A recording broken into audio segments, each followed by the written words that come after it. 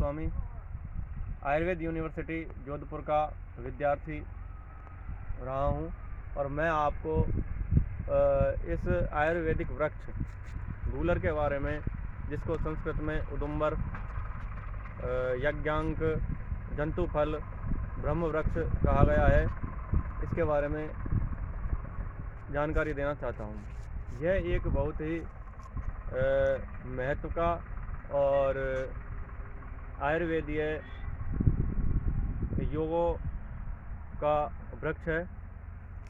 इस वृक्ष के हमारे जीवन में अनेकों फ़ायदे हो सकते हैं। इसका लैटिन नाम है फिकस ग्लोमेरेटा और ये एक तरह से आयुर्वेद के लिए प्रकृति का वरदान है।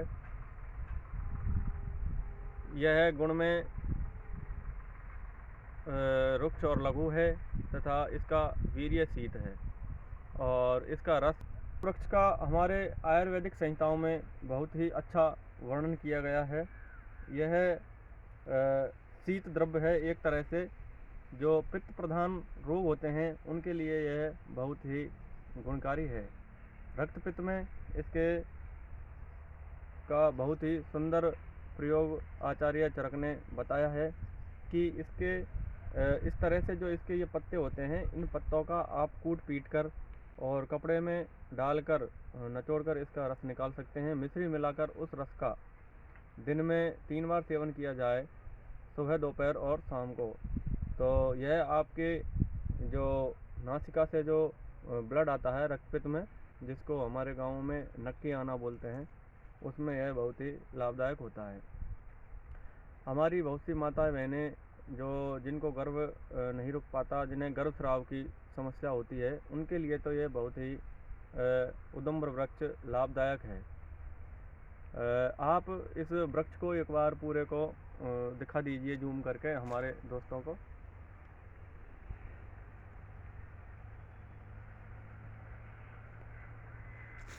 तो मैं बता रहा था आपको गर्भस्राव संबंधी रोगों में। गर्भस्राव में इसके अंजीर की तरह छोटे फल आते हैं। उन फलों को उन कच्चे फलों को लेकर उसके छोटे छोटे बारीक टुकड़े कर दूध में पकाकर मिश्री डालकर उनकी खीर बनाकर तो इस गूलर के फलों की खीर को अगर गर्भिणी स्त्री सेवन करती है तो उसको स्वास्थ्य लाभ होता है कि उसका गर्भस्राव नहीं होता है और गर्भ पुष्ट होता है।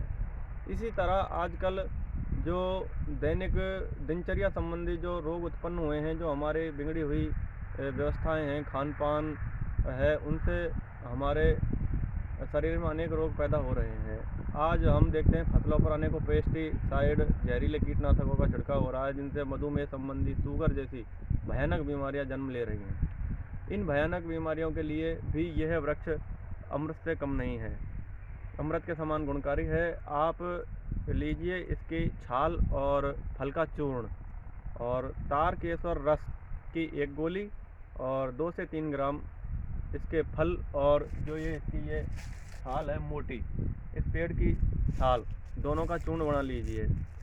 उस चूर्ण 1 चम्मच उसका चूर्ण और तार केसर रस की 1 गोली सुबह और 1 गोली शाम को 2 से 3 ग्राम चूर्ण के साथ नित्य लीजिए।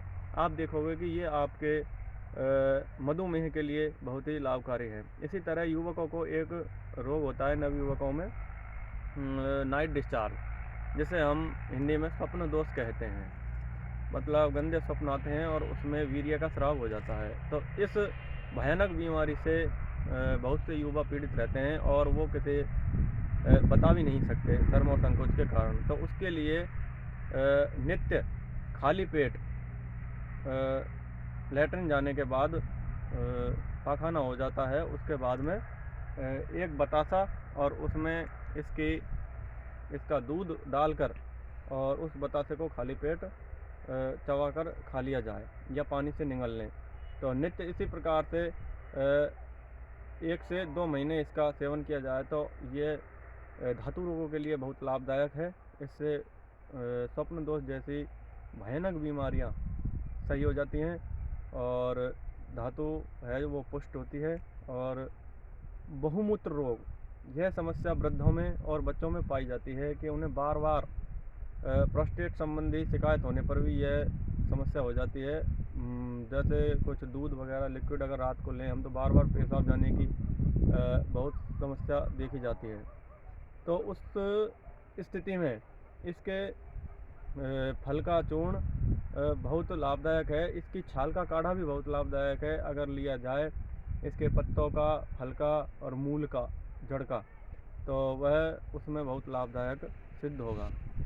आज हमारे इस वीडियो में इतना ही मैं आपको बता रहा हूँ। हाँ, इसका एक सुंदर प्रयोग और है, मंदाग्नि, कि जिनकी अग्नि मंद हो गई है किन्हीं भी कारणों से, जिन भाइयों को भूख बहुत कम लगती है, माता बहनों को, उनके लिए भी एक वरदान है आयुर्वेद का। आचार्य चरक ने इसका एक बहुत ही सुंदर प्रयोग मंदाग्नि में बताया है कि काला नमक, चित्रक और इसका जो फल है उसका चूर्ण और काली मिर्च समभाग मिलाकर उसका मिश्रण बना 1-2 ग्राम की मात्रा में गर्म जल से अगर रोज़ सेवन किया जाए तो उससे आपकी मंदाग्नि दूर होगी, कॉन्स्टिपेशन दूर होगी और शरीर में नए रक्त का निर्माण शुरू हो जाता है। धन्यवाद मित्रों, मैं मनीष गोस्वामी, आयुर्वेद का स्टूडेंट, जोधपुर यूनिवर्सिटी।